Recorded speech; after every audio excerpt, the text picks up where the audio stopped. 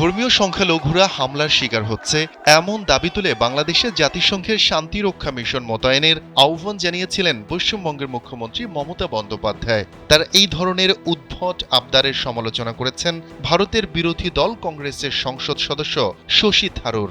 মমতা শান্তিরক্ষীদের ভূমিকা পুরোপুরি বোঝেন কিনা তা নিয়েও প্রশ্ন তুলেছেন তিনি। মঙ্গলবার ভারতের এই আইন প্রণেতা দেশটির রাষ্ট্রায়ত্ত বার্তা সংস্থা প্রেস ট্রাস্ট অব ইন্ডিয়া পিটিআইকে দেয়া এক সাক্ষাৎকারে বলেন, জাতিসংঘের শান্তিরক্ষীদের কোনো দেশের অভ্যন্তরে খুব কমই পাঠানো হয়, তবে কোনো দেশের সরকার নিজে অনুরোধ করলে সেক্ষেত্রে পাঠানো হতে পারে।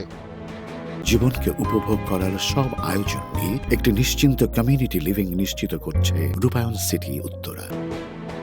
সোমবার পশ্চিমবঙ্গের বিধানসভায় দেয়া বক্তৃতায় মমতা বাংলাদেশের যেসব অঞ্চলে সংখ্যালঘুরা আক্রমণের শিকার হয়েছেন সেসব অঞ্চলে শান্তিরক্ষী বাহিনী মোতায়েনের জন্য জাতিসংঘের দ্বারস্থ হতে নরেন্দ্র মোদীর নেতৃত্বাধীন ভারতের কেন্দ্রীয় সরকারের প্রতি আহ্বান জানান।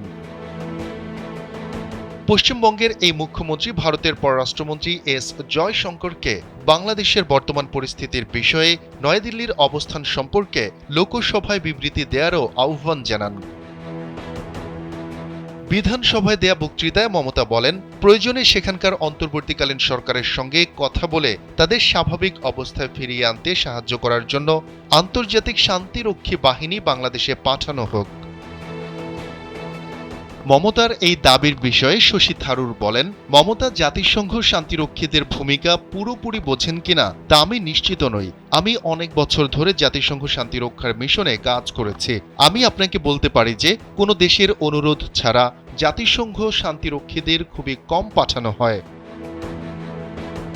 শশী থারুর আরও বলেন, যখন কোনো দেশ একেবারে ভেঙে পড়ে তখনই শান্তিরক্ষীদের পাঠানো হয়, তাও সেই দেশের সরকারকে জাতিসংঘের কাছে শান্তিরক্ষী মোতায়েনের বিষয়ে অনুরোধ জানাতে হবে। তবে বাংলাদেশে কি ঘটছে তার উপর আমাদের নজর রাখতে হবে, এই বিষয়ে আমি পুরোপুরি একমত।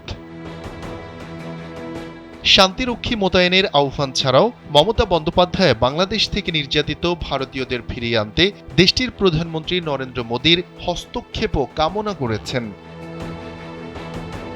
শফিকুল ইসলাম শান্ত, কালবেলা ডেস্ক।